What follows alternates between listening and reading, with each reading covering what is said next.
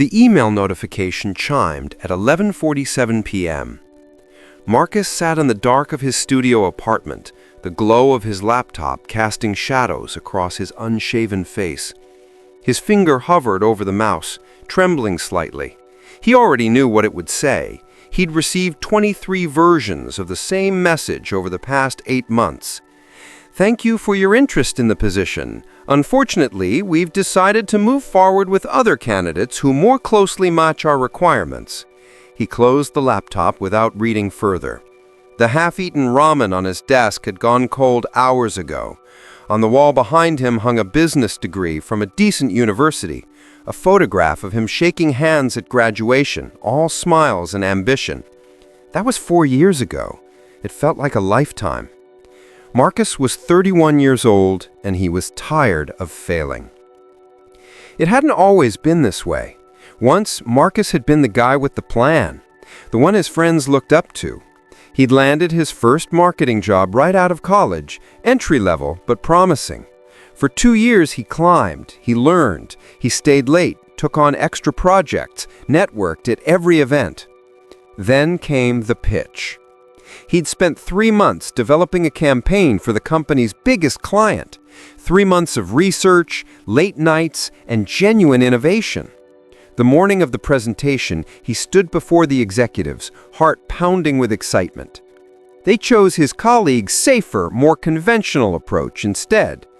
"Better luck next time," his manager had said, patting his shoulder. There wouldn't be a next time. The company downsized 6 months later. Marcus was among the first to go. His girlfriend, Sarah, left him 2 weeks after that. "You're different now," she'd said, avoiding his eyes. "You've just given up on yourself." He hadn't given up. He'd tried. He'd applied to 64 companies. He'd taken freelance gigs that paid almost nothing. He'd rewritten his resume 17 times.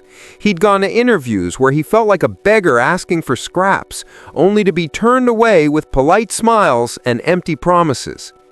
He'd tried starting his own consultancy. It failed within 7 months. He tried pivoting to graphic design, learning new software, building a portfolio. No one would hire someone without real experience. He tried and tried and tried, and every time the door slammed shut in his face. Now, sitting in his apartment with rejection number 24 glowing on his laptop, Marcus felt something inside him finally break. Not dramatically, not with anger or tears, just a quiet, hollow resignation that whispered, "Maybe you're just not meant to succeed." The worst part wasn't the failure itself. It was watching everyone else seem to glide forward while he stood still. His former roommate had just been promoted to senior analyst. His younger sister had opened her second bakery. Even strangers on LinkedIn seemed to be thriving while he barely survived. "What's wrong with me?" he wondered for the 1,000th time. "Why can't I get this right?" On a gray Tuesday morning, Marcus forced himself to leave his apartment. Not for an interview or an opportunity, he'd stopped believing in those. Just to walk, to feel like he still existed in the world. His feet carried him to the community center near the park, a building he'd passed 100 times but never entered. Today, something, desperation perhaps, or just the need to sit somewhere that wasn't his suffocating apartment, pulled him inside. In the main hall, a pottery class was in session. Marcus sat in the back of a bench, watching.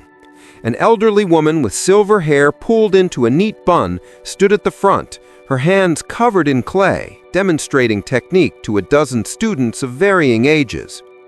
"Remember," she said, her voice warm and steady, "the clay will collapse many times before it becomes what you envision. That's not failure. That's the process." Marcus watched as a younger student's pot suddenly caved inward, her face crumpling in frustration. "I messed up again, Helen. I can't get it right." Helen walked over, her movements unhurried. "Show me what you did." "I pressed too hard, then overcorrected?" "Stop," Helen interrupted gently. "Did you learn where the weak point was?" The student nodded slowly. "Did you discover how the clay responds when you overcorrect?" Yes, but so you didn't mess up, you gathered information. Helen smiled, reshaping the clay into a ball. Every collapse teaches your hands something your mind can't understand yet. The masters have simply collapsed more pots than the beginners. Something in Marcus's chest tightened. He stayed for the entire class, watching Helen guide her students through failure after failure, each one treated not as defeat, but as data. When class ended, he found himself approaching her. "Excuse me, I'm sorry to bother you, but what you said about collapsing pots, how do you keep people from just giving up?" Helen studied him with keen, knowing eyes. "Are we still talking about pottery?" Marcus laughed, a bitter, hollow sound. No, we're not." She gestured to a stool beside her wheel. "Sit. Tell me." And somehow, to this stranger, Marcus poured out everything.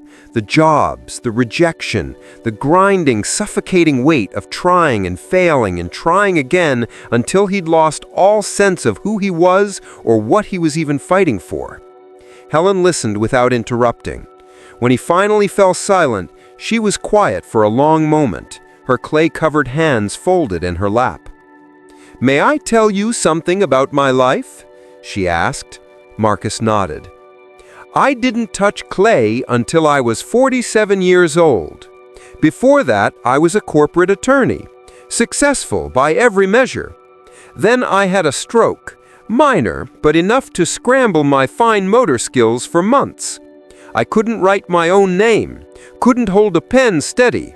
My career was over." She smiled, but it wasn't sad.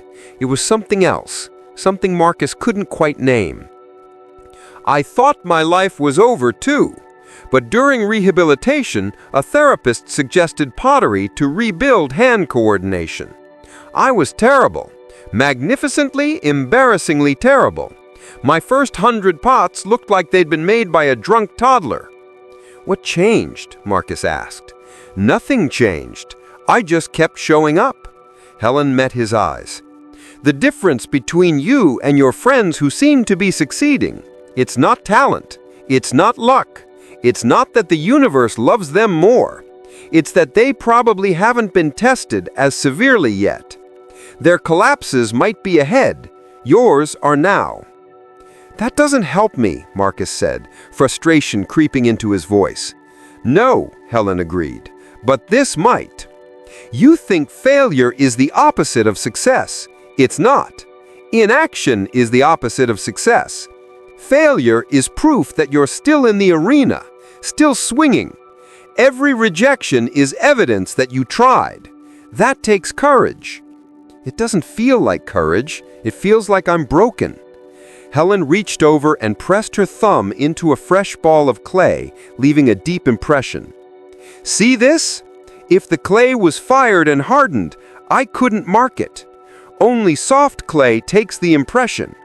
Only people who are still soft, still open, still trying, still feeling, can be shaped by their experiences. Your failures are shaping you into something stronger, even though it doesn't feel that way right now."